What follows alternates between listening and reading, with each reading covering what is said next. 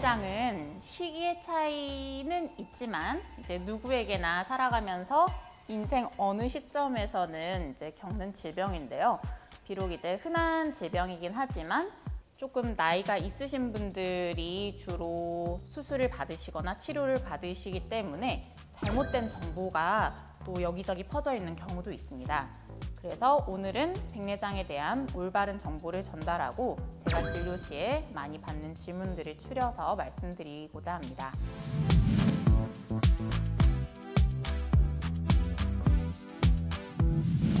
일단 첫 번째, 백내장 수술을 하고 나서 또 백내장이 생길 수 있는지.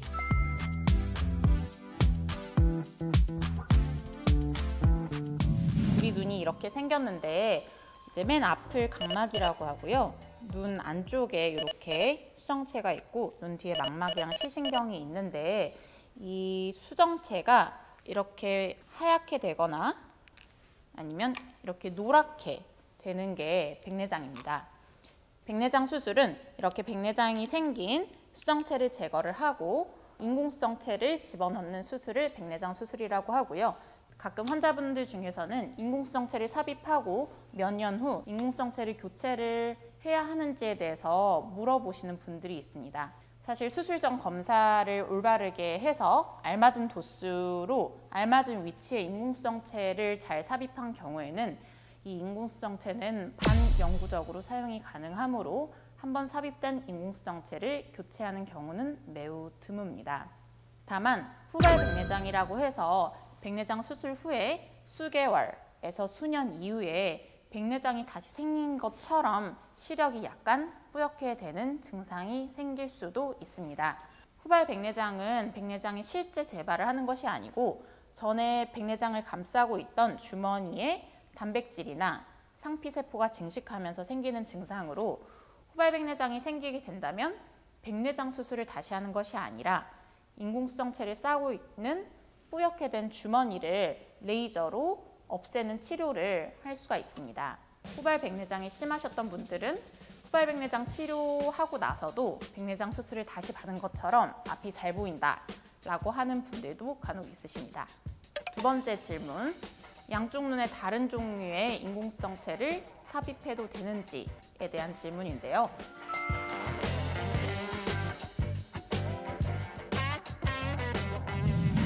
눈은 이렇게 두 개이기 때문에 다양한 인공수정체의 조합으로 환자분께 필요한 시력을 이제 세팅을 할 수 있습니다. 양쪽 눈에 같은 종류의 인공수정체를 넣을 수도 있고 한쪽은 조금 멀리 잘 보이게 하고 한쪽은 조금 가까이 잘 보이게 할 수도 있고 도수를 조정할 수도 있고요. 인공수정체의 종류를 다르게 넣기도 합니다. 대표적으로 양쪽 뇌에 다른 종류의 인공수정체를 넣는 것을 믹스앤매치라고 하는데 그 중에서 수술 후에 만족도가 높고 제가 좋아하는 수술 방법을 하나 소개해 드리겠습니다. 다초점 인공수정체는 멀리도 보고 중간거리인 컴퓨터 거리도 보고 핸드폰 거리도 볼 수 있는 훌륭한 인공수정체이지만 이제 밤에 빛번짐이 남을 수도 있고 시력의 선명도가 단초점 또는 연속초점 인공수정체에 비해 조금 떨어지는 부분이 있습니다. 그래서 주시하는 시력의 선명도가 좋은 단초점이나 연속초점 인공수정체를 사용하여 멀리 보는 시력의 선명도를 좋게 하고 비주시안에는 비교적 가까이도 볼 수 있는 다초점 인공수정체를 사용하시게 되면 양쪽 눈 모두 다초점 인공수정체를 넣었을 때에 불편할 수 있는 빛번짐을 현저하게 줄여주고 멀리와 가까이 일상생활의 대부분을 안경 없이 가능하게 해줄 수 있는 방법입니다. 자, 세 번째 질문으로 넘어갈게요. 예전에 라식 수술 했는데 백내장 수술도 할 수 있나요? 에 대한 질문입니다.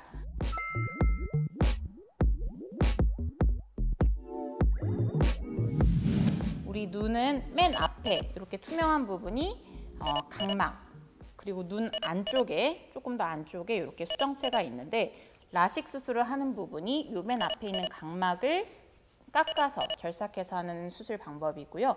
백내장 수술은 이 눈 안에 있는 수정체를 제거하는 수술이기 때문에 별개의 수술이라고 이해하시면 좋습니다.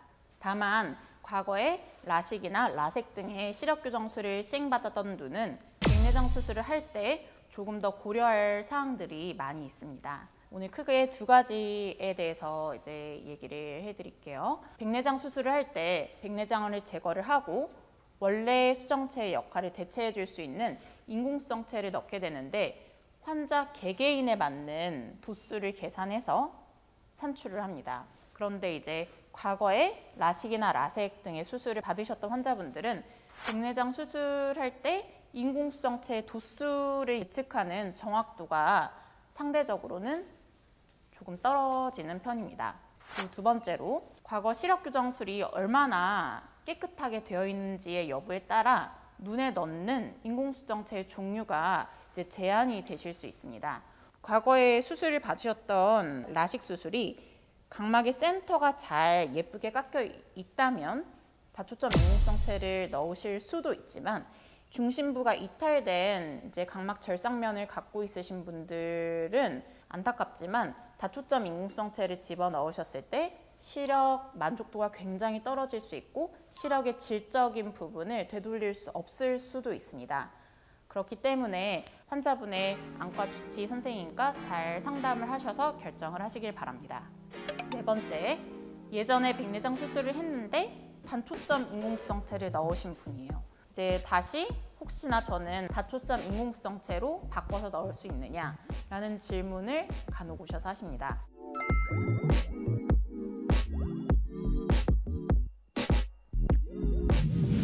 이제 다초점 인공수정체가 존재하기 전에 백내장 수술을 받으셨던 분들은 눈에 이제 당연히 단초점 인공수정체가 들어있고 이제 많은 경우는 책을 보시거나 핸드폰을 보시거나 할 때 돋보기를 이제 쓰셔야 됩니다. 그러나 이제 수술을 받으신 지 시간이 한참 지나셨다면 아주 큰 문제가 있지 않는 이상은 인공수정체를 이제 교체를 하는 것은 어렵습니다. 인공수정체가 이미 눈 안에 잘 자리를 잡고 있고 주변에 있는 조직과 이미 유착이 되어 있을 가능성이 높아서 인공수정체를 제거하는 것 자체가 위험할 가능성이 이제 많기 때문입니다.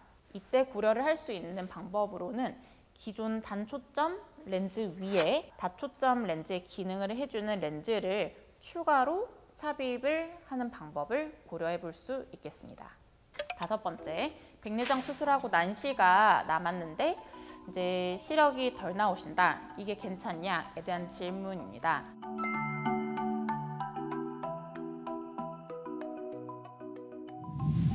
적은 양의 난시가 남은 것은 사실 시력에 큰 영향을 주진 않습니다. 그리고 수술한 지 얼마 지나지 않았을 때 남아있는 적은 양의 난시는 각막 절개가 아물면서 좋아지는 경우가 있으니 기다려 보시는 게 좋습니다.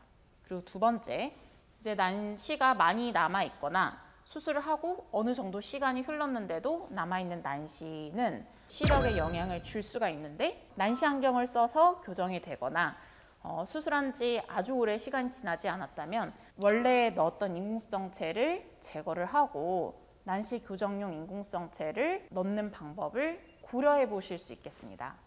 그리고 세 번째, 기존 인공수정체를 놔둔 상태로 이제 난시 교정용 인공수정체를 추가로 삽입을 해볼 수도 있겠습니다. 또한 이제 라식이나 라섹으로 자녀 난시뿐만 아니라 근시 그리고 원시 도수를 조정을 해볼 수 있겠습니다.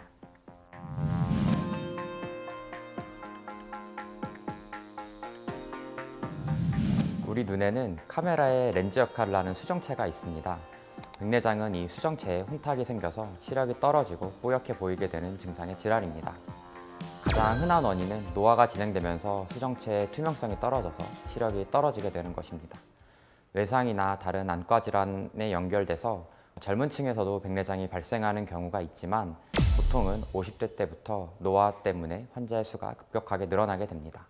보통 환자분들이 백내장 진단을 받게 되면 저는 그냥 조금 침침한 거 말고 전혀 아픈 게 없는데 꼭 수술을 해야 하나요? 라고 많은 질문을 하십니다. 물론 백내장 초기에는 백내장 진행을 늦출 수 있도록 약물 치료를 해보는 경우도 있습니다.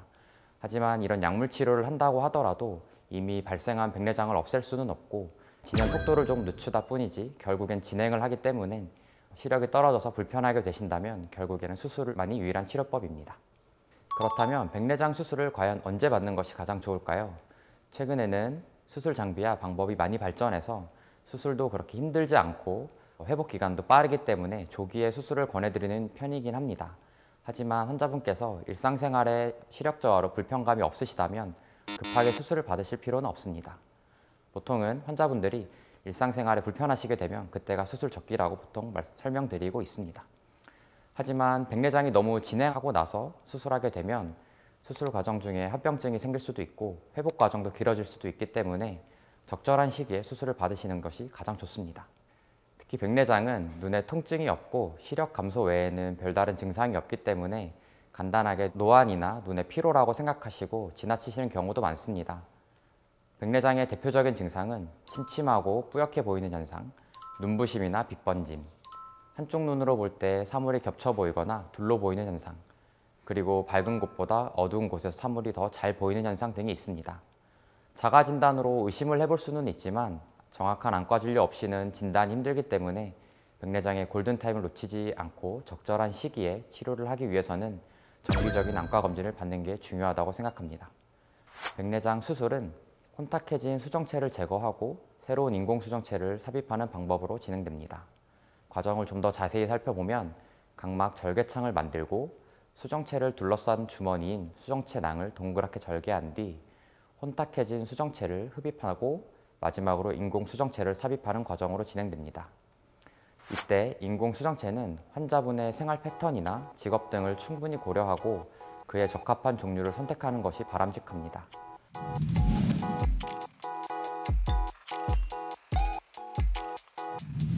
인공 수정체는 크게 단초점 렌즈와 노안 교정 렌즈가 있고요. 노안 교정 렌즈는 다시 다초점 렌즈와 프리미엄 단초점 렌즈로 나눌 수 있습니다. 먼저 단초점 렌즈는 말 그대로 초점이 하나이기 때문에 환자분들께서 먼 곳과 가까운 곳 둘 중 하나를 선택했어야 했습니다. 따라서 멀리 잘 보이게 초점을 맞추면은 이런 신문이나 핸드폰 글씨를 볼 때 반드시 돋보기가 필요했고요. 우리나라에는 2000년대 초중반까지 단초점 렌즈밖에 없었기 때문에 사실은 인공수정체를 선택함에 있어 그렇게 큰 고민이 필요하지 않았습니다. 그런데 2010년부터 우리의 일상생활에 스마트폰이 등장하게 되었고 갈수록 모든 것이 온라인화 되면서 예전에는 가까운 것을 잘 보는 것이 옵션이었다면 이제는 가까운 것을 잘 보이는 것이 삶에 있어 굉장히 필수적인 것이 되었습니다. 따라서 먼 곳과 함께 근거리를 함께 교정하는 노안 백내장 수술이 최근 들어 기하급수적으로 늘어나게 된 것이고요. 노안을 교정하는 인공 수정체는 많이들 들어보셨을 다초점 렌즈가 대표적입니다. 다초점 렌즈는 팔 뻗는 거리, 즉 컴퓨터를 보는 거리인 중간 거리와 스마트폰을 보는 거리인 근거리에 특화된 렌즈이고요. 따라서 노안이 심해서 불편하셨던 분들, 돋보기를 착용하는 것이 너무 힘들었던 분들, 아무리 돋보기 도수를 올려도 가까운 게 잘 보이지 않아 힘들었던 분들께서 다초점 렌즈를 선택하시면은 백내장과 노안으로 인하는 불편함을 동시에 해결할 수 있게 됩니다. 이렇게 원거리, 중간거리, 근거리를 모두 교정할 수 있는 다초점 렌즈는 그러면 장점만 있을까요? 아쉽게도 수술 초기에는 빛번짐이나 달무리 현상과 같은 이런 시각적인 불편함이 종종 발생하게 됩니다. 특히 이런 불편함은 밤에 운전을 많이 하시는 분들께서 많이 느끼시게 되는데요. 물론 이런 불편함들이 모두에게 나타나는 것은 아니고 또 나타난다 할지라도 수술 후에 2달에서 6개월에 걸쳐 길면은 1년에 걸쳐서 서서히 좋아지는 부분이 분명히 있지만 그럼에도 불구하고 이렇게 다초점 렌즈 삽입 후에 불편함이 생길 수 있다는 점은 수술을 앞둔 분들에게 큰 고민이 아닐 수 없습니다. 따라서 황반변성이나 녹내장 같이 안과적인 질환을 가지신 분들은 애초에 다초점 렌즈의 대상이 될 수 없지만 눈에 다른 질환이 없다 할지라도 너무나 본인이 생각하시기에 본인이 너무 예민하시거나 걱정이 많으신 분들, 또 완벽주의자이신 분들, 그리고 이런 수술 초기 빛번짐이나 달무리 현상에 대해서 굉장한 거부감을 느끼시는 분들은 수술 후에 적응하시는 과정에서 굉장히 힘들어하실 수 있기 때문에 다초점 렌즈가 별로 권장되지 않습니다. 이렇게 다초점 렌즈로 발생할 수 있는 불편함이 걱정되시는 분들이나 망막 질환 혹은 녹내장으로 인해서 다초점 렌즈의 대상이 되지 못하는 분들은 프리미엄 단초점 렌즈를 이용해서 노안을 교정할 수 있습니다. 프리미엄 단초점 렌즈는 개념이 완전히 같지는 않지만 연속 초점 렌즈라고도 할 수 있는데요.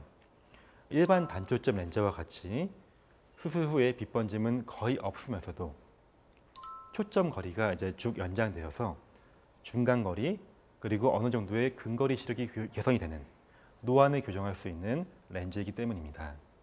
하지만 다초점 렌즈보다는 근거리 시력 개선 효과가 분명히 떨어지기 때문에 프리미엄 단초점 렌즈를 선택하시는 분들은 아주 작은 글씨를 볼 때에는 얇은 돋보기가 필요한 경우들이 많다는 점을 알고 계셔야 됩니다. 네, 정리하면은 백내장 수술 후에 안경이나 돋보기에 더 이상 의존하지 않게 되기를 강력하게 원하시는 분들, 이런 분들 중에서 백내장 외에 다른 안과적 질환이 동반되지 않고 또 성격적으로 너무 예민하거나 완벽주의적이고 또 걱정이 많은 그런 분들이 아니시라면은 다초점 렌즈를 선택하시는 것이 가장 적합하겠고요. 반면에 망막 질환이나 녹내장과 같이 안과적인 질환이 동반되거나 성격이 너무 예민하시고 걱정이 많으시고 완벽주의적인 분들, 그리고 야간 운전을 많이 하시는 분들과 같이 빛번짐을 유발할 수 있는 환경에 자주 노출되시는 분들, 또 안경이나 돋보기를 착용하는 것이 크게 불편하지 않으신 분들은 프리미엄 단초점 렌즈나 일반 단초점 렌즈가 적합하겠습니다.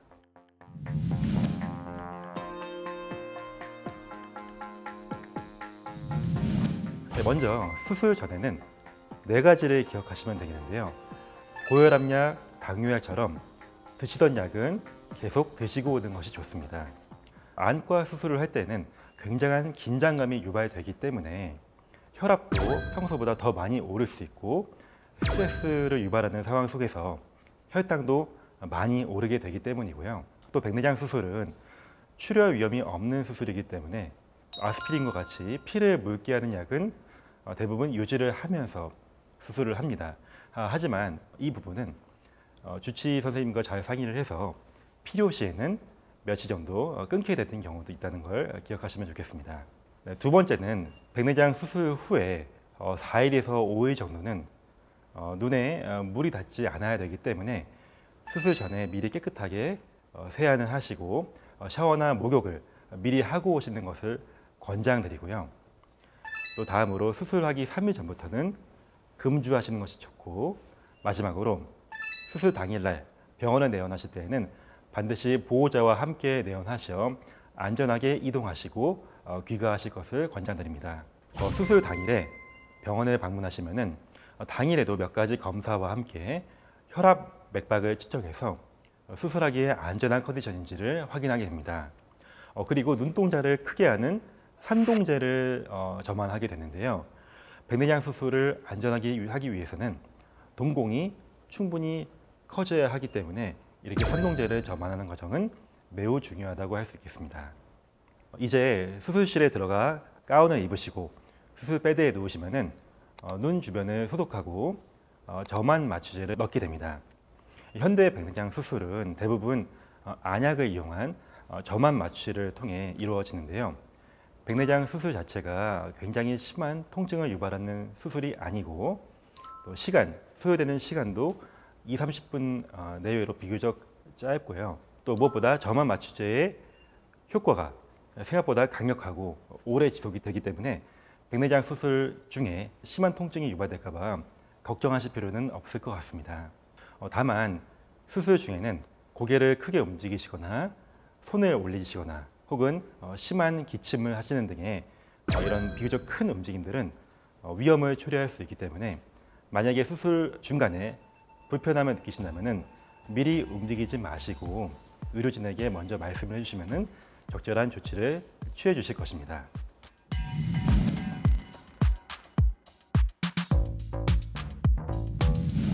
그럼 본격적으로 수술 과정을 설명드리도록 하겠습니다.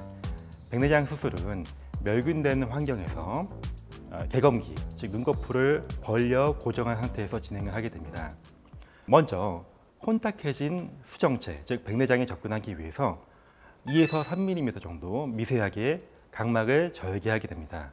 다음으로 백내장을 감싸고 있는 캡슐을 알맞은 크기와 모양으로 동그랗게 제거하게 됩니다. 백내장을 감싸는 캡슐은 A4 용지 두께의 10분의 1 정도로 매우 얇기 때문에 굉장히 고성능의 현미경을 이용하여 수술이 진행이 되고요.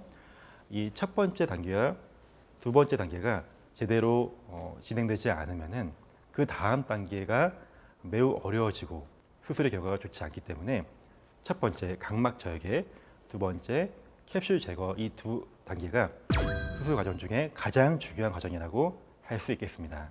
네, 세 번째는 수력 분리술, 수력 분층술이라는 과정인데요.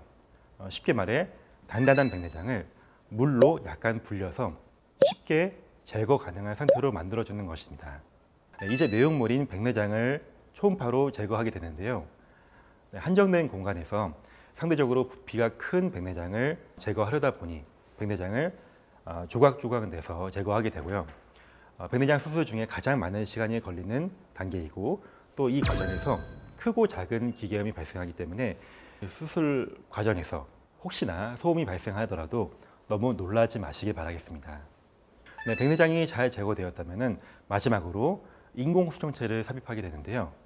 예전에는 단초점 렌즈 한 가지 종류만 있었다면 이제는 다초점 렌즈 혹은 프리미엄 단초점 렌즈와 같이 노안을 교정하는 다양한 렌즈들이 나와 있고 또 인공수정체의 종류에 따라서 수술 후에 안경 없이 볼 수 있는 거리의 범위가 달라지기 때문에 반드시 수술 전에 주치의와 잘 상담하셔서 자기에게 가장 잘 맞는 렌즈를 선택하시기 바라겠습니다.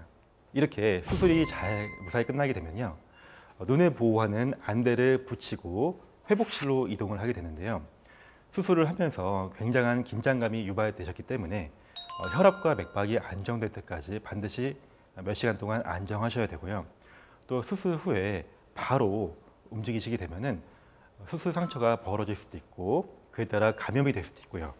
또 눈 속에 있는 인공수정체의 위치가 이탈되면서 시력의 질이 떨어질 수 있고 또 드물지만 재수술이 필요할 수도 있기 때문에 수술 후에 반드시 몇 시간 정도의 입원은 필요하다는 점 기억해 두시면 좋겠습니다. 병원에서 퇴원하신 후에 적어도 4일에서 5일간은 물을 포함한 이물질이 들어가서는 안 됩니다. 따라서 샤워나 머리 감기도 수술 후에 4일에서 5일 후부터 하셔야 되고요. 이 기간 동안에는 절대로 눈을 비벼서는 안 되겠습니다. 수술 후에 일주일까지는 주무실 때 안대를 착용하고 주무실 것을 권장드리고요. 또 파마나 염색, 흡연이나 음주는 한 달 뒤부터, 사우나나 격렬한 운동은 수술 후에 2달 뒤부터 하실 것을 권장드리고 있습니다.